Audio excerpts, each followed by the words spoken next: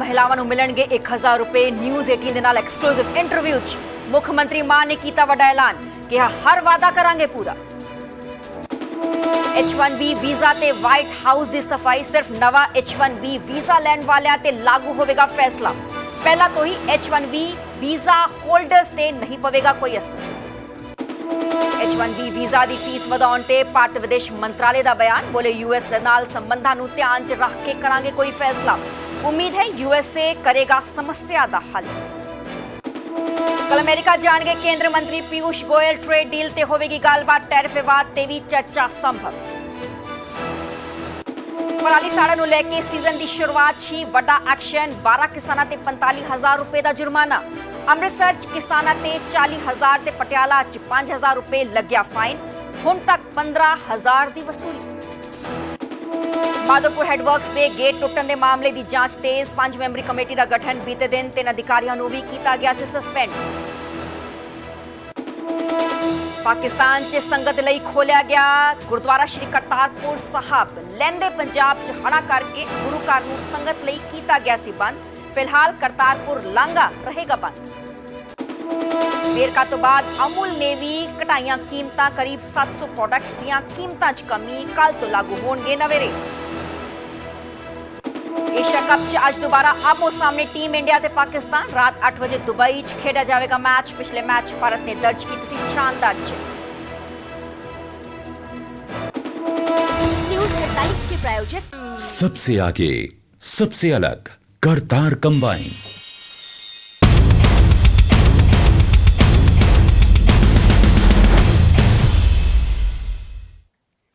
ਸਤਿ ਸ਼੍ਰੀ ਅਕਾਲ ਜੀ, ਮੈਂ ਹਾਂ ਸਰਬਜੋਤ ਕੌਰ। ਨਿਊਜ਼ 18 ਪੰਜਾਬ ਹਰਿਆਣਾ ਦੇਖ ਰਹੇ ਸਾਰੇ ਦਰਸ਼ਕਾਂ ਦਾ ਸਵਾਗਤ ਹੈ। ਇਸ ਬੁਲੇਟਿਨ 'ਚ ਅਸੀਂ ਹਰ ਵੱਡੀ ਤੇ ਛੋਟੀ ਖਬਰ ਤੇ ਨਜ਼ਰ ਪਾਵਾਂਗੇ। ਸਭ ਤੋਂ ਪਹਿਲੇ ਅਸੀਂ ਗੱਲ ਕਰਾਂਗੇ H1B ਵੀਜ਼ਾ ਦੀ, ਕਿਉਂਕਿ ਡੋਨਲਡ ਟਰੰਪ ਗਵਰਨਮੈਂਟ ਨੇ ਇੱਕ ਵੱਡਾ ਡਿਸੀਜਨ ਲਿਆ H1B ਵੀਜ਼ਾ ਨੂੰ ਲੈ ਕੇ। ਪਰ ਹੁਣ H1B ਵੀਜ਼ਾ ਦੀ ਫੀਸ ਦੇ ਆਦੇਸ਼ ਤੇ ਵਾਈਟ ਹਾਊਸ ਦੇ ਵੱਲੋਂ ਸਫਾਈ ਦਿੱਤੀ ਗਈ ਹੈ ਕਿ ਸਿਰਫ ਨਵਾਂ H1B ਵੀਜ਼ਾ ਲੈਣ ਵਾਲਿਆਂ ਤੇ ਹੀ ਇਹ ਨਵਾਂ ਫੈਸਲਾ ਲਾਗੂ ਹੋਏਗਾ। ਪਹਿਲਾਂ ਤੋਂ ਹੀ H1B ਵੀਜ਼ਾ ਹੋਲਡਰਸ ਤੇ ਨਵਾਂ ਰੂਲ ਲਾਗੂ नहीं होएगा। बढ़ी हुई फीस वाली रकम सिर्फ एक बार वसूली जाएगी, हर साल नहीं वसूली जाएगी। H1B वीजा होल्डर्स आम वांगे अमेरिका आ जा सकते ने। नवे आदेश H1B वीजा होल्डर्स ते किसी तरह लागू नहीं होंगे। वीजा रिन्यू ते ही नवे आदेश लागू नहीं होंगे, क्योंकि एक बार पहली बार H1B वीजा जो अप्लाई किया जाता है 3 साल का ये वीजा मिलता है तो उस तो बाद इसनूं होर एक्सटेंड किया जा सकता है 3 ਹੋਰ ਸਾਲ ਦੇ ਲਈ। ਜਦੋਂ ਉਹਨਾਂ ਨੇ ਆਦੇਸ਼ ਦਿੱਤੇ ਨੇ ਕਿ ਜਦੋਂ ਵੀਜ਼ਾ ਨੂੰ ਐਕਸਟੈਂਡ ਵੀ ਕੀਤਾ ਜਾਏਗਾ, ਜਿਨ੍ਹਾਂ ਦੇ ਕੋਲ ਆਲਰੇਡੀ ਇਹ ਵੀਜ਼ਾ ਹੈ ਉਸ ਤੇ ਵੀ ਫੀਸ ਨਹੀਂ ਲਾਗੂ ਹੋਏਗੀ। ਹਾਲਾਂਕਿ ਜੋ ਨਵੇਂ ਸਿਰੇ ਤੋਂ ਇਹ ਵੀਜ਼ਾ ਲੈਣਾ ਚਾਹੁੰਦੇ ਨੇ, ਜੋ ਕੰਪਨੀਆਂ ਐਮਪਲੋਈਜ਼ ਨੂੰ ਜੋ ਹਾਇਰ ਕਰਨਗੀਆਂ ਉਹਨਾਂ ਨੂੰ ਨਵੇਂ ਸਿਰੇ ਤੋਂ ਇਹ ਵੀਜ਼ਾ ਦਿਵਾਉਣਗੀਆਂ, ਉਹਨਾਂ ਤੇ ਇਹ ਨਵਾਂ ਰੂਲ ਲਾਗੂ ਹੋਏਗਾ। ਤੇ ਅੱਜ ਤੋਂ ਲਾਗੂ ਹੋਣ ਜਾ ਰਹੇ ਨੇ H1B ਵੀਜ਼ਾ ਦੇ ਨਵੇਂ ਰੂਲਸ। ਜ਼ਿਕਰਯੋਗ ਹੈ ਕਿ ਟਰੰਪ ਦੇ ਵੱਲੋਂ ਨਵੇਂ H1B ਵੀਜ਼ਾ ਦੀ ਫੀਸ ਵਧਾ ਕੇ $1 ਲੱਖ ਕਰ ਦਿੱਤੀ ਗਈ ਹੈ, जो कि भारतीय करंसी 88 लाख रुपए बनती है। पहला एक कीमत बहुत ज़्यादा घट सी, पहला 1,32,000 सी इंडियन करंसी के हिसाब के नाल, पर हुण इस च रिकॉर्ड तोड़ वाधा किया गया। हुण इस दी जो कीमत है वो 88 लाख रुपए हो गई है, क्योंकि 1 लाख जो डॉलर है वो इस दी फीस कर दी गई है। $1 का रेट मौजूदा समय 88 रुपए है, तो सीधा जे असीं गुणा करिए तो 88 लाख जो है इसकी कीमत बनती है। तो किस तरीके नाल ये जो वड्डा फैसला लिया गया है ट्रंप गवर्नमेंट के वालों, तो H1B वीज़ा ते वाइट हाउस की सफाई आई है कि ये फीस सालाना नहीं सिर्फ एक बार ही लगेगी। यानी कि एक बार जो वीज़ा कंपनीज एम्पलॉयज़ नूं हायर कर दिया तो ये फीस एक बार ही देनी होएगी 88 लाख। जो वीज़ा नूं रिन्यू करवाना है उस टाइम कोई भी नवी फीस नहीं लगेगी। एक क्लैरिफिकेशन दिता गया है वाइट हाउस के वालों कि पहला तो ही H1B वीज़ा होल्डर्स ते नवा नियम लागू नहीं होएगा। जिन्हां कोल ऑलरेडी H1B वीज़ा है उन्हां ते नवा रूल लागू नहीं होएगा। पहला कि 655 लोग छिड़ गए सी। हालांकि कंपनीज ने भी अपने एम्पलॉयज़ नूं कह दिता सी कि जो भी लोग गए हुए ने इंडिया आए हुए ने H1B वीज़ा ते घूमन फिरन दे लई, वो तुरंत जो टिकट लैके अमेरिका वापस परतन। हुण क्लैरिफिकेशन दी गई है कि जिन्हां कोल ऑलरेडी H1B वीज़ा है उन्हां ते ये नवा रूल लागू नहीं होएगा। H1B वीज़ा होल्डर्स भावें देश तो बाहर भी ने उस ते भी ये नवा रूल लागू नहीं होएगा, क्योंकि H1B वीज़ा का मैं जिक्र कराते 71% ਇੰਡੀਅਨਸ ਦੇ ਕੋਲ ਜੋ ਕਿ ਅਮਰੀਕਾ 'ਚ ਉੱਥੇ ਦੀ ਕੰਪਨੀਆਂ ਨੇ ਹਾਇਰ ਕੀਤੇ ਨੇ ਉਹਨਾਂ ਕੋਲ 71% ਇੰਡੀਆਜ਼ ਦੇ ਕੋਲ H1B ਵੀਜ਼ਾ ਹੈ ਤੇ ਹੁਣ ਇਹ ਕਲੈਰੀਫਾਈ ਕਰ ਦਿੱਤਾ ਗਿਆ ਕਿ ਜਿਹਨਾਂ ਕੋਲ ਆਲਰੇਡੀ H1B ਵੀਜ਼ਾ ਹੈ ਉਹਨਾਂ ਤੇ ਨਵਾਂ ਰੂਲ ਲਾਗੂ ਨਹੀਂ ਹੋਏਗਾ। ਪਹਿਲਾਂ ਤੋਂ ਹੀ H1B ਵੀਜ਼ਾ ਹੋਲਡਰਸ ਆਮ ਵਾਂਗ ਅਮਰੀਕਾ ਆ ਜਾ ਸਕਦੇ ਨੇ। ਜਿਨ੍ਹਾਂ ਕੋਲ ਇਹ ਵੀਜ਼ਾ ਹੈ ਉਹ ਕਿਸੇ ਵੀ ਕੰਟਰੀ ਦੇ ਵੱਲ ਛੱਡ ਸਕਦੇ ਨੇ, ਆ ਜਾ ਸਕਦੇ ਨੇ ਕਿ ਨਾਰਮਲ ਤਰੀਕੇ ਨਾਲ ਉਹਨਾਂ ਨੇ ਕਿਤੇ ਘੁੰਮਣ ਜਾਣਾ ਹੈ, ਕਿਸੇ ਦੇ ਕੋਲ ਜਾਣਾ ਹੈ, ਉਹ ਆ ਵੀ ਸਕਦੇ ਨੇ, ਜਾ ਵੀ ਸਕਦੇ ਨੇ। ਇਹ ਕਲੈਰੀਫਾਈ ਵਾਈਟ ਹਾਊਸ ਦੇ ਵੱਲੋਂ ਕਰ ਦਿੱਤਾ ਗਿਆ ਹੈ। ਫੈਸਲਾ ਸਿਰਫ ਨਵੇਂ H1B ਵੀਜ਼ਾ ਤੇ ਹੀ ਲਾਗੂ ਰਹੇਗਾ। ਜਿਨ੍ਹਾਂ ਨੇ ਨਵੇਂ ਸਿਰੇ ਤੋਂ ਇਹ ਵੀਜ਼ਾ ਲੈਣਾ ਹੈ, ਇਹ ਵੀਜ਼ਾ ਜੋ है ये पूरा जो रूल है नवे वीजा होल्डर्स पे ही लागू होगा। मेरे से होगी शैलेंद्र वांगू फोन लाइन जुड़े ने। शैलेंद्र, व्हाइट हाउस की तरफ से क्लैरिफाई किया गया कि जो ऑलरेडी H1B वीजा होल्डर्स हैं उन पे ये नया रूल लागू नहीं होएगा। जिनको नया H1B वीजा लेना है उन पर ही नया रूल लागू होगा। बिल्कुल सही कहा आपने। डोनाल्ड ट्रंप की तरफ से जो प्रोक्लेमेशन साइन हुआ है उसमें इस बात का जिक्र हुआ कि $1 लाख अब लगेगा H1B वीजा पे, जिसको लेकर बाद में व्हाइट हाउस के प्रेस सेक्रेटरी की तरफ से ये क्लैरिफिकेशन सामने आया है कि जो ये अमाउंट है ये सिर्फ नई एप्लीकेशन पे होगा और ये एनुअल नहीं होगा, ये हर साल नहीं देना होगा, ये वन टाइम देना होगा। और जो करंट एग्जिस्टिंग वीजाज हैं उनके आने जाने में कोई इश्यूज नहीं होंगे और उस पर कोई चार्ज नहीं लगेगा। क्योंकि जब ये खबर सामने आई थी तो उसके बाद भारत में भी जो लोग उस वक्त मौजूद थे जिनके पास H1B वीजा है, तो जल्दबाजी में इस तरह जो पैनिक क्रिएट हुआ उस खबर के बाद में, उसको क्लैरिफाई करते हुए प्रेस सेक्रेटरी की तरफ से सामने आया है व्हाइट हाउस से कि ये वन टाइम पेमेंट होगा और जो एग्जिस्टिंग वीजाज हैं H1B वीजाज उनके ट्रैवल को लेकर कोई इम्पैक्ट नहीं होगा। लेकिन इसके बावजूद भारत सरकार की तरफ से जो कल स्टेटमेंट सामने आया है उसमें कहा गया है कि इसका इम्पैक्ट क्या होगा, जो ये कदम उठाया है अमेरिकी सरकार की तरफ से, उसका इम्पैक्ट क्या होगा उसका भी अध्ययन किया जा रहा है, स्टडी किया जा रहा है ताकि उसके इम्पैक्ट को समझा जा सके। और भारत ने ये भी कहा है कि जो टैलेंट का आना जाना है उससे दोनों देशों को फायदा होता है। तो ऐसे में ये भी माना जा रहा है कि इससे कुछ असर तो होगा, लेकिन आने वाले वक्त में देखना होगा कि इसको लेकर भारत इसको कैसे मुद्दे को रेज करता है अमेरिका के साथ में। हालांकि फिलहाल ये क्लैरिफिकेशन व्हाइट हाउस की तरफ से सामने आया है कि ये जो नया जो प्रोक्लेमेशन है वो सिर्फ नई एप्लीकेशन पर लागू होगा। जी चलिए, बहुत बहुत शुक्रिया शैलेंद्र हमें पूरी जानकारी देने ਦੇ ਲਈ। ਤੇ ਜੋ ਨਵੇਂ ਐਸਪੀਰੈਂਟਸ ਨੇ ਜੋ ਨਵਾਂ ਪਾਸੇ ਤੋਂ ਵੀਜ਼ਾ ਅਪਲਾਈ ਕਰਨਾ ਚਾਹੁੰਦੇ ਨੇ ਉਹਨਾਂ ਤੇ ਹੀ ਨਵਾਂ ਰੂਲ ਲਾਗੂ ਹੋਏਗਾ। ਹਾਲਾਂਕਿ ਆਈਟੀ ਪ੍ਰੋਫੈਸ਼ਨਲਸ 'ਚ ਕਾਫੀ ਚਿੰਤਾ ਇਸ ਸਮੇਂ ਜੋ ਹੈ ਉਭਰੀ ਹੋਈ ਹੈ ਕਿਉਂਕਿ ਨਵੇਂ ਐਸਪੀਰੈਂਟਸ ਜੋ ਕਿ H1B ਵੀਜ਼ਾ ਤੇ ਅਮਰੀਕਾ ਜਾਣਾ ਚਾਹੁੰਦੇ ਨੇ ਤੇ ਹੁਣ ਉਹਨਾਂ ਨੂੰ ਦਿੱਕਤਾਂ ਦਾ ਸਾਹਮਣਾ ਕਰਨਾ ਪੈ ਸਕਦਾ ਹੈ।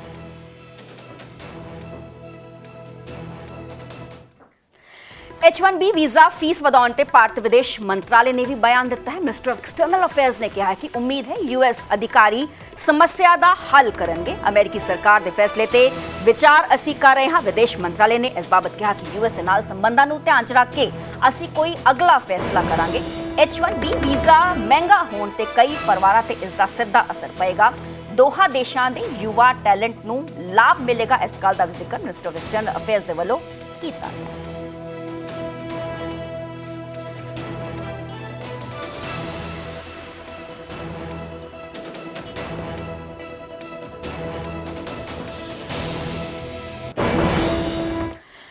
ਹੁਣ ਗੱਲ ਕਰਾਂਗੇ ਕੇਂਦਰ ਮੰਤਰੀ ਪੀਯੂਸ਼ ਗੋਇਲ ਦੀ ਕਿਉਂਕਿ ਕੱਲ ਤੋਂ ਅਮਰੀਕਾ ਦੌਰੇ ਤੇ ਜਾ ਰਹੇ ਨੇ ਕੇਂਦਰ ਮੰਤਰੀ Piyush Goyal. Bharat USA trade deal ਨੂੰ ਲੈ ਕੇ ਗੱਲਬਾਤ ਹੋਵੇਗੀ। ਇਸ ਦੌਰਾਨ ਤੇ ਟੈਰਿਫ ਵਿਵਾਦ ਤੇ ਵੀ ਚਰਚਾ ਸੰਭਵ ਹੈ ਕਿ ਟੈਰਿਫ ਵਿਵਾਦ ਤੇ ਚਰਚਾ ਹੋ ਸਕਦੀ ਹੈ। ਇਸ ਤੋਂ ਪਹਿਲਾਂ ਅਮਰੀਕੀ ਵਫਦ ਨੇ ਭਾਰਤ ਦਾ ਦੌਰਾ ਕੀਤਾ ਸੀ ਤੇ ਵਪਾਰਕ ਪਹਿਲੂਆਂ ਤੇ ਗੱਲਬਾਤ ਇਸ ਦੌਰਾਨ ਕੀਤੀ ਗਈ ਸੀ। 16 ਸਤੰਬਰ ਨੂੰ ਭਾਰਤ ਆਇਆ ਸੀ ਅਮਰੀਕਾ ਦਾ ਡੈਲੀਗੇਸ਼ਨ ਤੇ ਕਿਸ ਤਰੀਕੇ ਨਾਲ ਅਮਰੀਕਾ ਨੇ ਭਾਰਤ ਤੇ 50% ਟੈਰਿਫ ਲਗਾਇਆ ਹੈ। ਹਾਲਾਂਕਿ ਕਿਆਸਾਂ ਇਹ ਵੀ ਲਗਾਈਆਂ ਜਾ ਰਹੀਆਂ ਨੇ ਕਿ ਇਸ ਟੈਰਿਫ ਨੂੰ ਘਟਾਇਆ ਜਾ ਸਕਦਾ ਹੈ ਤੇ ਕੱਲ ਤੋਂ ਅਮਰੀਕਾ ਦੌਰੇ ਤੇ ਨੇ ਕੇਂਦਰ ਮੰਤਰੀ Piyush Goyal. Bharat USA trade deal ਨੂੰ ਲੈ ਕੇ ਗੱਲਬਾਤ ਇਸ ਦੌਰਾਨ ਕੀਤੀ ਜਾਏਗੀ। ਇਸ ਤੋਂ ਪਹਿਲਾਂ ਕੁਝ ਦਿਨ ਪਹਿਲਾਂ ਅਮਰੀਕਨ ਡੈਲੀਗੇਸ਼ਨ ਵੀ ਇੰਡੀਆ ਆਇਆ ਸੀ, ਗੱਲਬਾਤ ਹੋਈ ਸੀ। ਪਰ ਹੁਣ ਇਸ ਤੋਂ ਬਾਅਦ ਪੀਯੂਸ਼ ਗੋਇਲ ਜਾ ਰਹੇ ਨੇ ਤੇ ਟੈਰਿਫ ਵਿਵਾਦ ਨੂੰ ਲੈ ਕੇ ਇਹ ਚਰਚਾ ਸੰਭਵ ਹੈ। ਇਹ ਕਿਆਸਾਂ ਲਗਾਈਆਂ ਜਾ ਰਹੀਆਂ ਨੇ ਕਿਉਂਕਿ ਵਪਾਰਕ ਪਹਿਲੂਆਂ ਤੇ ਵੀ ਗੱਲਬਾਤ ਕੀਤੀ ਜਾਏਗੀ। 16 ਸਤੰਬਰ ਨੂੰ ਭਾਰਤ ਆਇਆ ਸੀ ਅਮਰੀਕੀ ਵਫਦ।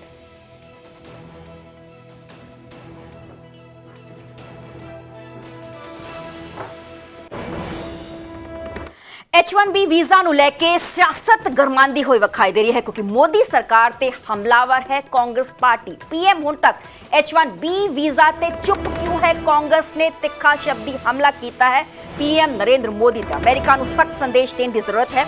ਕਾਂਗਰਸ ਨੇ ਕਿਹਾ ਹੈ ਕੇਜਰੀਵਾਲ ਨੇ ਵੀ ਕੇਂਦਰ ਸਰਕਾਰ ਤੇ ਸਵਾਲ ਖੜੇ ਕੀਤੇ ਨੇ ਕਿ 140 ਕਰੋੜ ਲੋਕਾਂ ਦੇ ਪ੍ਰਧਾਨ ਮੰਤਰੀ ਇੰਨੇ ਬੇਵਸ ਕਿਉਂ ਨੇ ਕਿ ਤੁਹਾਡੇ ਕੋਲ ਕੁਝ ਸੰਭਾਲਿਆ ਨਹੀਂ ਜਾ ਰਿਹਾ। ਇਸ ਤਰੀਕੇ ਨਾਲ ਲਗਾਤਾਰ ਹਮਲਾਵਰ ਹੈ ऑपोजिशन यानी कि विरोधी पार्टियां क्योंकि H1B वीजा ਨੂੰ ਲੈ ਕੇ ਸਿਆਸਤ ਗਰਮਾ ਗਈ ਹੈ। ਪਹਿਲਾ ਇਹ ਜੋ ਫੀਸ ਸੀ ਇਹ ਮਹਿਜ਼ 1,32,000 ਸੀ यानी कि $1,500 ਸੀ, ਪਰ ਡੋਨਲਡ ਟਰੰਪ ਗਵਰਨਮੈਂਟ ਦੇ ਵੱਲੋਂ ਇਸ ਫੀਸ 'ਚ ਰਿਕਾਰਡ ਤੋੜ ਵਾਧਾ ਕੀਤਾ ਗਿਆ ਹੈ। ਇਸ ਫੀਸ ਨੂੰ ਵਧਾ ਕੇ $1 ਲੱਖ ਕਰ ਦਿੱਤਾ ਗਿਆ ਜੋ ਕਿ ਇੰਡੀਅਨ ਕਰੰਸੀ ਦੇ ਮੁਤਾबिक 88 ਲੱਖ ਰੁਪਏ ਬਣਦੀ ਹੈ। ਤੇ ਆਪ ਸੁਪਰੀਮੋ ਕੇਜਰੀਵਾਲ ਨੇ ਪੋਸਟ ਪਾਈ, ਉਹਨਾਂ ਲਿਖਿਆ ਕਿ ਪ੍ਰਧਾਨ ਮੰਤਰੀ ਜੀ ਕੁਝ ਕਰੋ। 1.4 ਅਰਬ ਲੋਕਾਂ ਦਾ ਪ੍ਰਧਾਨ ਮੰਤਰੀ ਇੰਨਾ ਬੇਵਸ ਕਿਉਂ ਹੈ ਕਿ ਤੁਹਾਡੇ ਕੋਲ ਕੁਝ ਸੰਭਾਲਿਆ ਨਹੀਂ ਜਾ ਰਿਹਾ। ਇਸ ਤਰੀਕੇ ਨਾਲ ਇਹ ਪੋਸਟ ਪਾਈ ਗਈ ਹੈ ਤੇ ਤਿੱਖਾ ਤੰਜ ਆਪ ਸੁਪਰੀਮੋ ਅਰਵਿੰਦ ਕੇਜਰੀਵਾਲ ਨੇ ਪੀਐਮ ਨਰਿੰਦਰ ਮੋਦੀ ਤੇ ਕੱਸਿਆ ਕਿਉਂਕਿ H1B ਵੀਜ਼ਾ ਨੂੰ ਲੈ ਕੇ ਸਿਆਸਤ ਗਰਮਾਂਦੀ ਹੋਈ ਵਿਖਾਈ ਦੇ ਰਹੀ ਹੈ। ਹਾਲਾਂਕਿ ਵਿਰੋਧੀ ਪਾਰਟੀਆਂ ਇਸ ਤਰੀਕੇ ਦੇ ਨਾਲ ਵੀ ਹਮਲਾਵਰ ਨੇ ਕਿ ਭਾਰਤ ਦੀ ਬੇਇੱਜ਼ਤੀ ਅਮਰੀਕਾ ਦੇ ਵੱਲੋਂ ਕੀਤੀ ਗਈ। साथियों, नरेंद्र मोदी के जितनी दोस्तियां हैं ना, वो देश के अंदर की दोस्तियां हों या देश के बाहर की दोस्तियां हों, वो देश को बहुत नुकसान पहुंचाती हैं। अब डोनाल्ड ट्रंप को देख लीजिए, my dear friend Narendra Modi, very fond of him, he is a very good man. Narendra Modi खुश जब डोनाल्ड ट्रंप कहता है कि Narendra Modi is a good man, Modi साहब शीर्षासन लगा के एक्स पे जवाब देना शुरू कर देते। देश को कुछ नहीं मिलता, बस इसी में खुश हैं साहब। आप एक बात बताइए, जब हमारे लोगों को बेड़ियां में जकड़कर बड़ी जिल्लत सहनी पड़ी, बेइज्जत करके उनको वापस हिंदुस्तान भेजा गया, नरेंद्र मोदी कुछ नहीं बोले। छोटे छोटे देश भिड़ गए डोनाल्ड ट्रंप से और उन्होंने शर्त रखी कि नहीं साहब बेड़ियां नहीं लगाएंगे आप, और मानना पड़ा डोनाल्ड ट्रंप। भाई अमेरिका की तो नीति डराने की है, पॉलिसी डराने की है। एक के बाद एक आपको चोट आपके देश को पहुंच रही है, आपको कोई फर्क नहीं पड़ रहा। क्यों? क्योंकि वो आपकी तारीफ कर देते हैं, आप उसमें खुश हो जाते हैं। ये राज क्या है आपकी इस दोस्ती का कि आपकी तो दोस्ती है लेकिन देश से उसको दुश्मनी है, भारत से। झुककर सलाम करने में क्या हर्ज है, मगर सर इतना भी मत झुकाओ कि दस्तार गिर पड़े, क्योंकि दस्तार इस देश की दस्तार है, आपकी नहीं है। जय हिंद। गुलाम मानसिकता के लोग यही करते हैं। उनको अभी भी लगता है कि इस देश का युवा का भला सिर्फ अमेरिका जाके हो सकता है। अरे भारतीयों में टैलेंट की कमी नहीं है। अगर अमेरिकन कंपनी को भारतीय टैलेंट चाहिए होगा तो वो पैसे भी देंगे और ले भी जाएंगे, लेकिन टैलेंट की सीवियर कमी गांधी परिवार में। कमज़ोर प्रधानमंत्री बोलने के पहले ज़रा कांग्रेस का इतिहास, अपने खानदान का इतिहास चेक कर लेते हैं। जब निक्सन ने इंदिरा गांधी को 8 घंटे अपने ऑफिस के बाहर बैठा दिया था, मिला भी नहीं था, और बांग्लादेश वॉर में धमकी पे धमकी दे रहा था। कमज़ोर प्रधानमंत्री किसको कहते हैं? नरसिम्हा राव की किताब पढ़ लीजिए, जो नरसिम्हा राव ने कहा था कि अब जॉर्ज बुश मेरे पीठ पे है, मुझे कोई हटा नहीं सकता। अपने प्रधानमंत्री मनमोहन सिंह को देख लीजिए, जो मिमियाती बकरी बन के यासिन मलिक जैसे नेताओं से मिलते थे। कमज़ोर प्रधानमंत्री उसको कहते हैं। यहाँ शेरदिल प्रधानमंत्री है, 56 इंच का सीना है, घर में घुस के मारता है, दहशत में है आतंकी। ਝੋਨੇ ਦੀ ਵਾਢੀ ਤੋਂ ਬਾਅਦ ਇਸ ਸੀਜ਼ਨ 'ਚ ਹਰ ਸਾਲ ਪਰਾਲੀ ਦਾ ਮੁੱਦਾ ਗਰਮਾਉਂਦਾ ਹੈ, ਪਰ ਇਸ ਵਾਰ ਮੁੜ ਤੋਂ ਇਹ ਪਰਾਲੀ ਸਾੜਨ ਦਾ ਮੁੱਦਾ ਗਰਮਾਣਾ ਸ਼ੁਰੂ ਹੋ ਚੁੱਕਿਆ ਹੈ। ਪਰਾਲੀ ਸਾੜਨ ਦੇ ਮਾਮਲੇ ਸਰਕਾਰ ਹੁਣ ਸਖਤ ਨਜ਼ਰ ਆ ਰਹੀ ਹੈ। ਸੀਜ਼ਨ ਦੀ ਸ਼ੁਰੂਆਤ 'ਚ ਹੀ ਵੱਡਾ ਐਕਸ਼ਨ ਲੈ ਲਿਆ ਗਿਆ ਹੈ। 12 ਕਿਸਾਨਾਂ ਤੇ 45,000 ਰੁਪਏ ਦਾ ਜੁਰਮਾਨਾ ਲਗਾ ਦਿੱਤਾ ਗਿਆ ਹੈ। ਅੰਮ੍ਰਿਤਸਰ 'ਚ ਕਿਸਾਨਾਂ ਤੇ 40,000 ਦਾ ਜੁਰਮਾਨਾ ਲਗਾਇਆ ਗਿਆ ਹੈ। ਪਟਿਆਲਾ 'ਚ ਕਿਸਾਨਾਂ ਤੇ 5,000 ਦਾ ਫਾਈਨ ਲਗਾਇਆ ਗਿਆ ਹੈ ਤੇ ਕੁੱਲ ਜੁਰਮਾਨੇ 'ਚ ਹੁਣ ਤੱਕ 15,000 ਦੀ ਵਸੂਲੀ ਹੋ ਚੁੱਕੀ ਹੈ। ਸੁਪਰੀਮ ਕੋਰਟ ਦੇ ਹੁਕਮਾਂ ਤੇ ਇਹ ਸਖਤੀ ਕੀਤੀ ਗਈ ਹੈ। ਅੰਮ੍ਰਿਤਸਰ 'ਚ ਹੁਣ ਤੱਕ ਸਭ ਤੋਂ ਵੱਧ 32 ਮਾਮਲੇ ਸਾਹਮਣੇ ਆ ਚੁੱਕੇ ਨੇ। ਪਟਿਆਲਾ 'ਚ 7 ਤੇ ਤਰਨਤਾਰਨ 'ਚ 4 ਕੇਸ, ਬਠਿੰਡਾ, ਫਿਰੋਜ਼ਪੁਰ, ਹੁਸ਼ਿਆਰਪੁਰ ਤੇ ਸੰਗਰੂਰ 'ਚ ਇੱਕ ਮਾਮਲਾ ਸਾਹਮਣੇ ਆਇਆ ਹੈ। ਕਾਬਿਲੇ ਗੌਰ ਕਿ ਪਿਛਲੇ ਦਿਨੀ ਪਰਾਲੀ ਸਾੜਨ ਦੇ ਮਾਮਲਿਆਂ ਨੂੰ ਲੈ ਕੇ ਸੁਪਰੀਮ ਕੋਰਟ ਦੇ ਵੱਲੋਂ ਸਖਤ ਹੁਕਮ ਜਾਰੀ ਕੀਤੇ ਗਏ ਸਨ, ਜਿਸ 'ਚ ਪੰਜਾਬ ਸਰਕਾਰ ਨੂੰ ਸਖਤ ਐਕਸ਼ਨ ਲੈਣ ਲਈ ਇੱਥੋਂ ਤੱਕ ਕਿ ਗ੍ਰਿਫਤਾਰੀਆਂ ਦੇ ਵੀ ਹੁਕਮ ਜਾਰੀ ਕੀਤੇ ਗਏ ਸਨ। ਤੇ ਹੁਣ ਪਰਾਲੀ ਸਾੜਨ ਦੇ ਸੀਜ਼ਨ ਸ਼ੁਰੂ ਹੋ ਚੁੱਕਿਆ ਹੈ ਕਿਉਂਕਿ ਝੋਨੇ ਦੀ ਵਾਢੀ ਹੋ ਚੁੱਕੀ ਹੈ। जो झोना है मंडियां तक आना शुरू हो चुके हैं ते अगली फसल लई पैली नूं तैयार करन दे लई किस तरीके नाल इस सीजन च हर साल पराली नूं लेके सियासत गरमांदी हुई विखाई दिंदी है, पर इस सीजन च भी सियासत इस पूरे मुद्दे नूं लेके शुरू हो चुकी है। पराली साड़न ते एक्शन होया है। 12 जो किसान ने ਉਹਨਾਂ ਤੇ ਮਾਮਲਾ ਦਰਜ ਹੋਇਆ ਹੈ। ਦੱਸ ਕਿ 12 ਕਿਸਾਨ 45,000 ਰੁਪਏ ਉਹਨਾਂ ਨੂੰ ਜੁਰਮਾਨਾ ਲਗਾਇਆ ਗਿਆ। ਅੰਮ੍ਰਿਤਸਰ 'ਚ 40,000 ਜੁਰਮਾਨਾ ਲਗਾਇਆ ਗਿਆ ਹੈ। 10,000 ਵਸੂਲੀ ਹੋ ਵੀ ਚੁੱਕੀ ਹੈ। ਪਟਿਆਲਾ 'ਚ 5,000 ਜੁਰਮਾਨਾ ਲਗਾਇਆ ਗਿਆ ਹੈ। 12 ਕਿਸਾਨਾਂ ਤੇ 45,000 ਜੁਰਮਾਨਾ ਲਗਾਇਆ ਗਿਆ ਹੈ ਤੇ 10,000 ਵਸੂਲੀ ਆਲਰੇਡੀ ਹੋ ਚੁੱਕੀ ਹੈ ਕਿਉਂਕਿ ਵੱਖ-ਵੱਖ ਥਾਵਾਂ ਤੇ ਜੋ ਐਕਸ਼ਨ ਲੈਣਾ ਸ਼ੁਰੂ ਹੋ ਚੁੱਕਿਆ ਹੈ ਸਰਕਾਰ ਦੇ ਵੱਲੋਂ। ਕਿਉਂਕਿ ਬੀਤੇ ਦਿਨ ਹੀ ਸੁਪਰੀਮ ਕੋਰਟ ਨੇ ਇੱਕ ਵੱਡਾ ਹੁਕਮ ਜਾਰੀ ਕੀਤਾ ਸੀ। ਚੀਫ ਜਸਟਿਸ ਆਫ ਇੰਡੀਆ ਨੇ ਇਸ ਗੱਲ ਦਾ ਜ਼ਿਕਰ ਕੀਤਾ ਸੀ ਕਿ ਇਸ ਪੂਰੇ ਮਾਮਲੇ 'ਚ ਸਖਤੀ ਲੈਣੀ ਹੋਏਗੀ। ਕੁਝ ਲੋਕਾਂ ਨੂੰ ਕਿਸਾਨਾਂ ਨੂੰ ਜੇਲ੍ਹ ਭੇਜਣਾ ਹੋਏਗਾ ਤਾਂ ਹੀ ਇਸ ਪੂਰੇ ਮਾਮਲੇ ਤੇ ਠੱਲ ਪਏਗੀ ਜੋ ਕਿਸਾਨ ਨੇ ਪਰਾਲੀ ਸਾੜਨ ਤੋਂ ਗੁਰੇਜ਼ ਕਰਨਗੇ। ਤੇ ਇੱਕ ਸ਼ਹਿਰ ਦਾ ਅਸੀਂ ਜ਼ਿਕਰ ਕਰਦੇ ਕਿਸ ਤਰੀਕੇ ਦੇ ਨਾਲ ਇਹ ਪੂਰਾ ਜੋ ਮਾਮਲਾ ਹੈ ਇਸ ਸੀਜ਼ਨ 'ਚ ਵੀ ਗਰਮਾਂਦਾ ਹੋਇਆ ਵਿਖਾਈ ਦੇ ਰਿਹਾ ਹੈ। ਤੇ ਮੇਰੇ ਨਾਲ ਮੇਰੇ ਸਹਿਯੋਗੀ ਨਪਿੰਦਰ ਬਰਾੜ ਲਾਈਵ ਜੁੜੇ ਹੋਏ ਨੇ। ਨਪਿੰਦਰ, ਸੀਜ਼ਨ ਸ਼ੁਰੂ ਹੋ ਚੁੱਕਿਆ ਹੈ ਕਿਉਂਕਿ ਝੋਨੇ ਦੀ ਵਾਢੀ ਹੋਣੀ ਸ਼ੁਰੂ ਹੋ ਚੁੱਕੀ ਹੈ। ਮੰਡੀਆਂ ਤੱਕ ਝੋਨਾ ਪਹੁੰਚਣਾ ਸ਼ੁਰੂ ਹੋ ਚੁੱਕਿਆ ਹੈ। ਅਗਲੀ ਫਸਲ ਦੇ ਲਈ ਪਹਿਲੀ ਤਿਆਰ ਕਰਨ ਤੋਂ ਪਹਿਲਾਂ ਜੋ ਕਿਸਾਨ ਨੇ ਝੋਨੇ ਨੂੰ ਅੱਗ ਲਗਾਉਂਦੇ ਨੇ, ਪਰ ਚੀਫ ਜਸਟਿਸ ਆਫ ਇੰਡੀਆ ਦੇ ਹੁਕਮ ਤੋਂ ਬਾਅਦ ਸਰਕਾਰ ਸਖਤੀ 'ਚ ਨਜ਼ਰ ਆ ਰਹੀ ਹੈ। ਇਸ ਵਾਰ ਸ਼ੁਰੂ 'ਚ ਹੀ ਜੁਰਮਾਨੇ ਲਗਾ ਦਿੱਤੇ ਗਏ ਨੇ। ਦੇਖੋ, ਪਰਾਲੀ ਦਾ ਮਸਲਾ ਲੰਮੇ ਸਮੇਂ ਤੋਂ ਚੱਲਿਆ ਆ ਰਿਹਾ ਹੈ, ਪਰ ਇਹਦੇ 'ਚ ਕਿਸਾਨ ਦੇ ਆਪਣੇ ਤਰਕ ਨੇ, ਸਰਕਾਰ ਦੇ ਆਪਣੇ ਤਰਕ ਨੇ, ਪ੍ਰਦੂਸ਼ਣ ਬੋਰਡ ਦੇ ਆਪਣੇ ਤਰਕ ਨੇ ਤੇ ਕੋਰਟ ਦਾ ਆਪਣਾ ਰੁਖ ਹੈ। ਦੇਖੋ, ਕੋਰਟ ਨੇ ਇਸ ਤੋਂ ਪਹਿਲਾਂ ਵੀ ਇੱਕ ਆਰਡਰ ਦਿੱਤਾ ਸੀ ਪਰ ਕਿਉਂਕਿ ਤਾਜ਼ਾ ਆਰਡਰ ਦੀ ਗੱਲ ਕਰਾਂਗੇ ਕਿ ਸਾਫ਼ ਤੌਰ ਤੇ ਸੁਪਰੀਮ ਕੋਰਟ ਨੇ ਸਾਫ਼ ਸੁਨੇਹਾ ਦਿੱਤਾ ਸਾਰੇ ਸੂਬਿਆਂ ਨੂੰ ਕਿ ਜੇ ਕਿਤੇ ਪਰਾਲੀ ਸਾੜੀ ਜਾਂਦੀ ਹੈ ਤਾਂ ਕਿਸਾਨਾਂ ਦੇ ਖਿਲਾਫ ਕੇਸ ਦਰਜ ਹੋਵੇ, ਕਾਰਵਾਈ ਹੋਵੇ ਤੇ ਗ੍ਰਿਫਤਾਰੀ ਤੱਕ ਦੀ ਗੱਲ ਕੀਤੀ ਗਈ ਹੈ, ਜਿਸ ਦਾ ਕਿ ਸਾਫ਼ ਤੌਰ ਤੇ ਕਿਸਾਨਾਂ ਨੇ ਵਿਰੋਧ ਕੀਤਾ। ਕਿਸਾਨਾਂ ਨੇ ਵਿਰੋਧ ਕਿਉਂ ਕੀਤਾ? ਕਿਸਾਨ ਕਹਿੰਦੇ ਨੇ ਕਿ ਜਦੋਂ ਪਹਿਲਾਂ ਕੋਰਟ ਨੇ ਆਰਡਰ ਕੀਤਾ ਸੀ ਕਿ 100 ਰੁਪਇਆ ਪ੍ਰਤੀ ਕੁਇੰਟਲ ਦੇ ਹਿਸਾਬ ਨਾਲ ਕਿਸਾਨ ਨੂੰ ਬੋਨਸ ਦੇਵੇ ਸਰਕਾਰ ਤਾਂ ਕਿ ਪਰਾਲੀ ਦਾ ਪ੍ਰਬੰਧ ਕਰ ਸਕਣ ਕਿਸਾਨ, ਪਰ ਕਹਿੰਦੇ ਕਿ ਉਹ ਤਾਂ ਇੰਪਲੀਮੈਂਟ ਹੋਇਆ ਨਹੀਂ। ਤਾਂ ਫਿਰ ਜਿਹੜਾ ਹੁਣ ਪਰਾਲੀ ਦੇ ਮਾਮਲੇ 'ਚ ਕਿਸਾਨ ਨੂੰ ਗ੍ਰਿਫਤਾਰ ਕਰਨ ਦਾ ਮਾਮਲਾ, ਉਹਦੇ 'ਚ ਕਾਰਵਾਈ ਦੇ ਲਈ ਸਰਕਾਰ ਕਿਵੇਂ ਤਿਆਰ ਹੋ ਸਕਦੀ ਹੈ? ਇਹ ਕਿਸਾਨਾਂ ਦਾ ਇਤਰਾਜ਼ ਆ। ਸਰਵਨ ਸਿੰਘ ਪੰਧੇਰ ਨੇ ਕਿਹਾ ਸਾਫ਼ ਤੌਰ ਤੇ। ਪਰ ਦੇਖੋ, ਸੁਪਰੀਮ ਕੋਰਟ ਨੇ ਤਾਂ ਆਰਡਰ ਦਿੱਤੇ ਨੇ, ਇਹਦੀ ਸਿੱਧੇ ਤੌਰ ਤੇ ਦਿੱਕਤ ਆ ਜਿਹੜੀ ਉਹ ਸਰਕਾਰ ਨੂੰ ਆਉਣੀ ਆ, ਖਾਸ ਕਰਕੇ ਪੰਜਾਬ ਵਰਗੇ ਸੂਬੇ ਦੀ ਸਰਕਾਰ ਨੂੰ ਇਸ ਨੂੰ ਲੈ ਕੇ ਮੁਸ਼ਕਲ ਪੇਸ਼ ਆ ਸਕਦੀ ਆ ਕਿਉਂਕਿ ਪੰਜਾਬ ਪਹਿਲਾਂ ਤੋਂ ਹੜ੍ਹਾਂ ਦਾ ਸਾਹਮਣਾ ਕਰ ਰਿਹਾ, ਕਿਸਾਨ ਹੜ੍ਹਾਂ ਦੀ ਮਾਰ ਪਹਿਲਾਂ ਚੱਲ ਰਿਹਾ ਔਰ ਐਸੇ ਦੇ ਵਿੱਚ ਜਿਹੜੇ ਕਿਸਾਨ ਦਾ ਝੋਨਾ ਬਚ ਗਿਆ, ਕਿਉਂਕਿ ਜਿਹੜੇ ਕਿਸਾਨ ਡੁੱਬ ਗਏ, ਜਿਹਨਾਂ ਦੀ ਫਸਲ ਮਰ ਗਈ, ਬਰਬਾਦ ਹੋ ਗਈ, ਉਹਨਾਂ ਕਿਸਾਨਾਂ ਦੀ ਮਦਦ ਦੇ ਲਈ ਉਹ ਕਿਸਾਨ ਅੱਗੇ ਆਏ ਜਿਹੜੇ ਇਸ ਵੇਲੇ ਥੋੜੀ ਬਹੁਤੀ ਹਜੇ ਬਚਤ ਦੇ ਵਿੱਚ ਨੇ। ਜਿਹੜੇ ਕਿਸਾਨਾਂ ਦਾ ਹੱਥ ਸੌਖਾ ਸੀ ਜਾਂ ਜਿਹੜੇ ਕਿਸਾਨ ਪਾਣੀ ਤੋਂ ਬਾਹਰ ਸੀ, ਪੰਜਾਬੀ ਚਾਹੇ ਉਹ ਕਿਸੇ ਵੀ ਧਰਮ ਜਾਤ ਨਾਲ ਜੁੜੇ ਹੋਣ, ਉਹਦੇ ਨਾਲ ਫਰਕ ਨਹੀਂ ਪੈਂਦਾ, ਤਾਂ ਉਹਨਾਂ ਲੋਕਾਂ ਦੀ ਮਦਦ ਦੇ ਲਈ ਉਹ ਲੋਕ ਵੀ ਅੱਗੇ ਆਏ। ਪਰ ਉਹਨਾਂ ਮਦਦ ਕਰਨ ਵਾਲੇ ਲੋਕਾਂ ਤੇ ਹੁਣ ਉਹਨਾਂ ਨੇ ਸਾਫ਼ ਤੌਰ ਤੇ ਜਦੋਂ ਪਰਾਲੀ ਦੇ ਮਾਮਲੇ ਸਾਹਮਣੇ ਆਉਣਗੇ ਤਾਂ ਸਰਕਾਰ ਦੇ ਸਾਹਮਣੇ ਚੁਣੌਤੀ ਪੈਦਾ ਹੋ ਜਾਣੀ ਹੈ। ਕਾਰਵਾਈ ਕਰਦੇ ਆ ਤਾਂ ਸਰਕਾਰ ਨੂੰ ਵਿਰੋਧ ਝੱਲਣਾ ਪਏਗਾ, ਕਾਰਵਾਈ ਨਹੀਂ ਕਰਦੇ ਤਾਂ ਸੁਪਰੀਮ ਕੋਰਟ ਦੇ ਸਾਫ਼ ਤੌਰ ਤੇ ਸਖਤ ਆਰਡਰ ਨੇ। ਐਸੇ ਦੇ ਵਿੱਚ ਚਿੰਤਾ ਜਿਹੜੀ ਹੈ ਉਹ ਲੱਗਦਾ ਹੈ ਕਿ ਦੋਨਾਂ ਧਿਰਾਂ ਦੇ ਵਿੱਚ ਕਿਤੇ ਕੋਈ ਤਕਰਾਰ ਵਾਲੀ ਸਥਿਤੀ ਨਾ ਪੈਦਾ ਹੋ ਜਾਏ। ਇਸ ਤੋਂ ਪਹਿਲਾਂ ਵੀ ਜਦੋਂ ਪਰਾਲੀ ਦੇ ਮਾਮਲੇ ਦਰਜ ਕੀਤੇ ਗਏ ਸੀ ਤੇ ਕਿਸਾਨਾਂ ਨੇ ਇਸ ਦਾ ਸਖਤ ਵਿਰੋਧ ਕੀਤਾ ਸੀ, ਕਈ ਥਾਵਾਂ ਤੇ ਟਕਰਾਅ ਦੀ ਸਥਿਤੀ ਪੈਦਾ ਹੋਈ। ਤਾਂ ਹੁਣ ਦੇਖਦੇ ਹਾਂ ਜੀ ਵਿਚਲਾ ਰਸਤਾ ਕੀ ਨਿਕਲਦਾ। ਪਰਾਲੀ ਦੇ ਮੁਕੰਮਲ ਹੱਲ ਨੂੰ ਲੈ ਕੇ ਸਰਕਾਰ ਰਣਨੀਤੀ ਕੀ ਇਖਤਿਆਰ ਕਰਦੀ, ਕਿਉਂਕਿ ਦੇਖੋ ਕਿਸਾਨ ਸਾਫ਼ ਤੌਰ ਤੇ ਕਹਿੰਦਾ ਹੈ ਕਿ ਸਰਕਾਰ ਸਾਨੂੰ ਕੋਈ ਰਣਨੀਤੀ ਦੇ ਦੇ, ਸਰਕਾਰ ਸਾਡੀ ਮਦਦ ਕਰ ਦੇ। 100 ਰੁਪਇਆ ਕੁਇੰਟਲ ਜਿਹੜਾ ਕੋਰਟ ਨੇ ਆਰਡਰ ਕੀਤਾ ਸੀ ਕਿਸਾਨਾਂ ਮੁਤਾਬਕ, ਉਹ ਸਾਨੂੰ ਬੋਨਸ ਦੇ ਦੇ, ਅਸੀਂ ਉੱਦਾਂ ਕਰ ਲਾਂਗੇ। ਤੇ ਐਸੇ ਹਾਲਾਤਾਂ ਦੇ ਵਿੱਚ ਕਿਤੇ ਨਾ ਕਿਤੇ ਜਿਹੜੇ ਹੁਣ ਸਖਤੀ ਸ਼ੁਰੂ ਦੇ ਵਿੱਚ ਹੀ ਨਜ਼ਰ ਆਉਣ ਲੱਗੀ ਹੈ, ਇਹ ਅੱਗੇ ਜਾ ਕੇ ਕਿਸ ਤਰ੍ਹਾਂ ਦੀ ਤਸਵੀਰ ਨਜ਼ਰ ਆਏਗੀ ਉਹਨੂੰ ਲੈ ਕੇ ਲੱਗਦਾ ਹੈ ਕਿ ਕਈ ਤਰ੍ਹਾਂ ਪੰਜਾਬ ਦੇ ਵਿੱਚ ਸਟੇਟ ਔਰ ਕਿਸਾਨਾਂ ਦੇ ਵਿੱਚ ਦਿੱਕਤ ਆ ਸਕਦੀ ਹੈ। ਜੀ ਚਲੋ ਬਹੁਤ ਬਹੁਤ ਸ਼ੁਕਰੀਆ ਨਪਿੰਦਰ ਸਾਨੂੰ ਪੂਰੀ ਜਾਣਕਾਰੀ ਦੇਣ ਦੇ ਲਈ। ਤਾਂ ਇਸ ਪੂਰੇ ਮਾਮਲੇ 'ਚ ਐਕਸ਼ਨ ਲੈਣਾ ਸਰਕਾਰ ਦੇ ਵੱਲੋਂ ਸ਼ੁਰੂ ਵੀ ਕਰ ਦਿੱਤਾ ਗਿਆ ਹੈ ਕਿਉਂਕਿ ਪਟਿਆਲਾ ਤੇ ਅੰਮ੍ਰਿਤਸਰ 'ਚ ਵੱਖ-ਵੱਖ ਥਾਵਾਂ ਤੇ ਕਿਸਾਨਾਂ ਤੇ ਮਾਮਲੇ ਦਰਜ ਕੀਤੇ ਗਏ ਨੇ। ਅੰਮ੍ਰਿਤਸਰ 'ਚ 32, ਪਟਿਆਲਾ 'ਚ 7, ਤਰਨਤਾਰਨ 'ਚ 4 ਤੇ ਬਠਿੰਡਾ 'ਚ 1 ਮਾਮਲਾ ਦਰਜ ਕੀਤਾ ਗਿਆ। ਵਸੂਲੀ ਵੀ ਇਸ ਪੂਰੇ ਮਾਮਲੇ 'ਚ ਹੋ ਚੁੱਕੀ ਹੈ। ਹੁਣ ਤੱਕ 15,000 ਦੀ ਵਸੂਲੀ ਹੋ ਚੁੱਕੀ ਹੈ। ਫਿਰੋਜ਼ਪੁਰ 'ਚ 1 ਮਾਮਲਾ ਦਰਜ, ਹੁਸ਼ਿਆਰਪੁਰ 'ਚ ਵੀ 1 ਤੇ ਸੰਗਰੂਰ 'ਚ ਵੀ 1, ਯਾਨੀ ਕਿ ਇਸ ਪੂਰੇ ਮਾਮਲੇ 'ਚ ਸੁਪਰੀਮ ਕੋਰਟ ਦੇ ਹੁਕਮਾਂ ਤੋਂ ਬਾਅਦ ਸਰਕਾਰ ਨਜ਼ਰ ਆ ਰਹੀ ਹੈ ਕਿਉਂਕਿ ਇਹਨਾਂ ਦਿਨਾਂ 'ਚ ਪਰਾਲੀ ਸਾੜਨ ਨੂੰ ਲੈ ਕੇ ਸਿਆਸਤ ਵੀ ਸਾਨੂੰ ਕਾਫੀ ਦੇਖਣ ਨੂੰ ਮਿਲਦੀ ਹੈ। ਦਿੱਲੀ ਤੋਂ ਲੈ ਕੇ ਹਰਿਆਣਾ ਤੇ ਪੰਜਾਬ ਦੇ ਜੋ ਪੋਲੀਟੀਕਲ ਲੀਡਰਸ ਨੇ ਉਹ ਵੀ ਇਸ ਮੁੱਦੇ ਤੇ ਇੱਕ ਦੂਸਰੇ ਤੇ ਹਮਲਾਵਰ ਹੁੰਦੇ ਨੇ।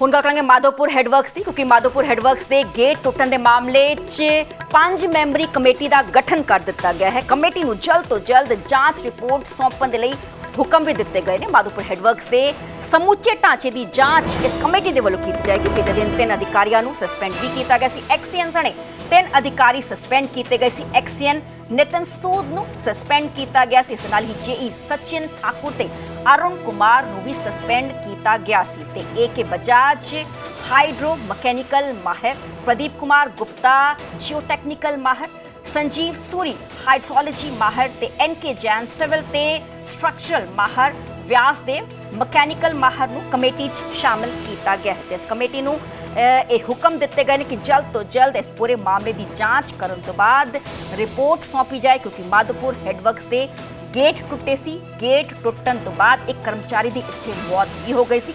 ਹਾਲਾਂਕਿ ਬਾਕੀ ਜੋ 20 ਕਰਮਚਾਰੀ ਬਚੇ ਸੀ ਉਹਨਾਂ ਕਰਮਚਾਰੀਆਂ ਨੂੰ ਚਿਨੂਕ ਹੈਲੀਕਾਪਟਰ ਦੇ ਜ਼ਰੀਏ ਸੇਵ ਕੀਤਾ ਗਿਆ ਸੀ ਤੇ ਮਾਧੋਪੁਰ ਦੇ ਗੇਟ ਟੁੱਟਣ ਦੀ ਜਾਂਚ ਇਹ 5 ਮੈਂਬਰੀ ਕਮੇਟੀ ਦੇ ਵੱਲੋਂ ਕੀਤੀ ਗਈ, ਜਿਸ ਦਾ ਗਠਨ ਕੀਤਾ ਗਿਆ। ਏਕੇ ਬਜਾਜ ਹਾਈਡਰੋ ਮਕੈਨੀਕਲ ਮਾਹਰ ਇਸ ਕਮੇਟੀ ਸ਼ਾਮਿਲ ਕੀਤੇ ਗਏ ਨੇ। ਪ੍ਰਦੀਪ ਕੁਮਾਰ ਗੁਪਤਾ ਜਿਓ ਟੈਕਨੀਕਲ ਮਾਹਰ ਇਸ ਕਮੇਟੀ ਸ਼ਾਮਿਲ ਕੀਤੇ ਗਏ ਨੇ। ਸੰਜੀਵ ਸੂਰੀ ਹਾਈਡਰੋਲੋਜੀ ਮਾਹਰ ਇਸ ਕਮੇਟੀ ਸ਼ਾਮਿਲ ਕੀਤੇ ਗਏ ਨੇ। ਐਨਕੇ ਜੈਨ ਸਿਵਲ ਤੇ ਸਟਰਕਚਰਲ ਮਾਹਰ ਇਸ ਕਮੇਟੀ ਸ਼ਾਮਿਲ ਕੀਤੇ ਗਏ ਨੇ। ਇਸ ਦੇ ਨਾਲ ਹੀ ਵਿਆਸਦੇਵ ਮਕੈਨੀਕਲ ਮਾਹਰ ਇਸ ਕਮੇਟੀ ਸ਼ਾਮਿਲ ਕੀਤੇ ਗਏ ਨੇ ਤੇ ਹੁਕਮ ਦਿੱਤੇ ਗਏ ਨੇ ਕਿ ਛੇਤੀ ਤੋਂ ਛੇਤੀ ਇਹ ਕਮੇਟੀ ਜਾਂਚ ਰਿਪੋਰਟ ਤਿਆਰ ਕਰੇ ਤੇ ਇਹ ਕਮੇਟੀ ਆਪਣੀ ਰਿਪੋਰਟ ਸੌਂਪੇ।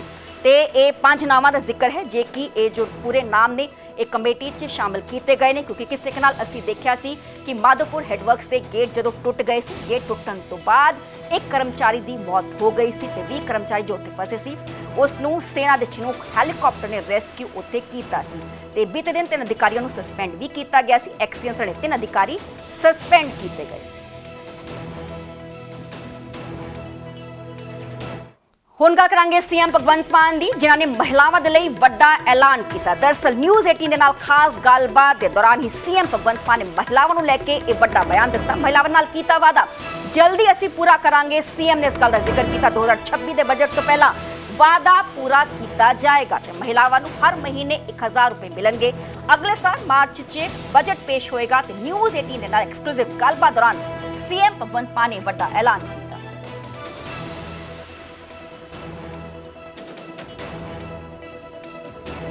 कि 1100 रुपए आप महिलाओं को देंगे, कब तक देने की उसकी उम्मीद है? अगले बजट से अगले बजट का बजट मार्च से, क्योंकि 5 साल के लिए वादे हैं। कई गारंटियां तो हमने वो भी पूरी कर दी जो हमने दी नहीं थी। जो आपका एक चुनावी वादा था कि 1100 रुपए आप महिलाओं को देंगे, कब तक देने की उसकी उम्मीद अगले है? बजट से अगले बजट का बजट मार्च से, क्योंकि 5 साल के लिए वादे हैं। कई गारंटियां तो हमने वो भी पूरी कर दी जो हमने दी नहीं थी। इस दौरान मुख्यमंत्री भगवंत मान ने कैप्टन अमरिंदर सिंह ते भी तिखा निशाना साधिया। न्यूज़ 18 दे नाल एक्सक्लूसिव गलबात च सीएम भगवंत मान ने कहा कि captain Amarinder Singh they वडेरे sun highway robbers. Captain they वडेरिया ने अहमद शाह अब्दाली की मदद की सी। पटियाला रियासत कैप्टन परिवार नूं खैरात च मिली है।